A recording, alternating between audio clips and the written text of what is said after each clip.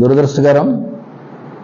Fourth ఎస్టేట్గా వ్యవహరిస్తున్నటువంటి సాక్షి channel నిన్న ఉదయం అమరావతిపై విషంగెక్కినటువంటి సందర్భంలో ఈరోజు దళితులు ప్రధానంగా నాకు రిప్రజెంటేషన్ ఇవ్వడం జరిగింది.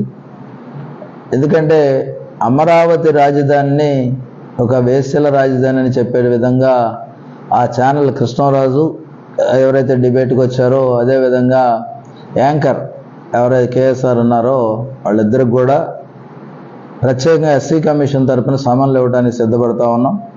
ఎందుకంటే ఏ రిపోర్ట్ అయినా సరే ఎవరి మనోభావాలు దెబ్బతీయకుండా ఉండాలి తప్ప మహిళల పట్ల ఆ విధమైనటువంటి వ్యాఖ్యలు పునరావృతం కాకుండా ఉండే విధంగా చర్యలు తీసుకోవటం, అదేవిధంగా ప్రత్యేకంగా దళిత నియోజకవర్గంలో ఉన్నటువంటి వాళ్ళని కానీ అమరావతి చుట్టుపక్కలంతా కూడా దళితులు ఉన్నటువంటి పరిస్థితుల్లో దళిత మహిళల్ని ప్రధానంగా కించపరిచే విధంగా ఆయన వ్యాఖ్యలు ఉండటం అనేది చాలా దురదృష్టం.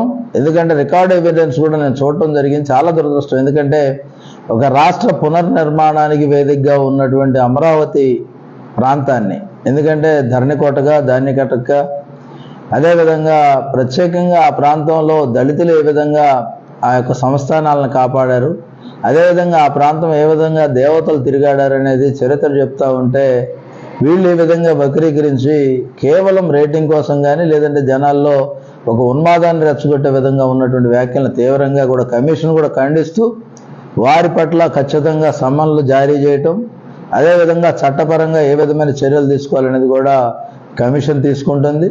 అదేవిధంగా ఈరోజు ప్రత్యేకంగా పువ్వాడ సుధాకర్ గారు కానీ లేకపోతే జేఏసీ సంబంధించినటువంటి వ్యక్తులు కూడా వచ్చారు. అదేవిధంగా చిలకా బసవయ్య గారు వాళ్ళు కూడా వచ్చారు.